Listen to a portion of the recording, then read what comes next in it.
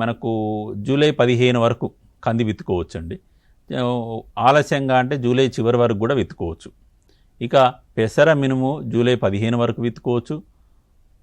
మనం మొక్కజొన్న పంటకు ముందు కూడా చాలామంది రైతులు మినుము పంటను లేదంటే పెసర పంటను వీటన్నిటిని సాగు చేస్తున్నారు. వీటన్నిటిని కూడా మనం జూలై 15 లోపు విత్తుకోవాలి.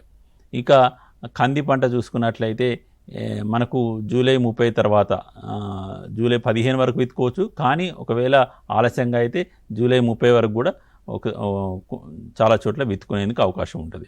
ఇంకా మనము వర్షాలు అంటే మనకు ఆగస్టులో ఎక్కువ మొత్తంలో వర్షాలు వస్తుంటాయి కాబట్టి సెప్టెంబరు 15 నుంచి మళ్ళీ కంది పంటను మళ్ళొకసారి విత్తుకోవచ్చు.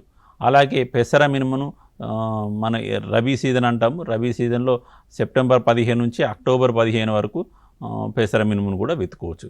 ఇలా మనము ఆల్మోస్ట్ ఒక ఆగస్టు మినహాయిస్తే జూలైలో అలాగే సెప్టెంబర్లో మనం అప్రాలు పంటలు విత్తుకోవడానికి అనుకూలమైన సమయం అని చెప్పుకోవచ్చు.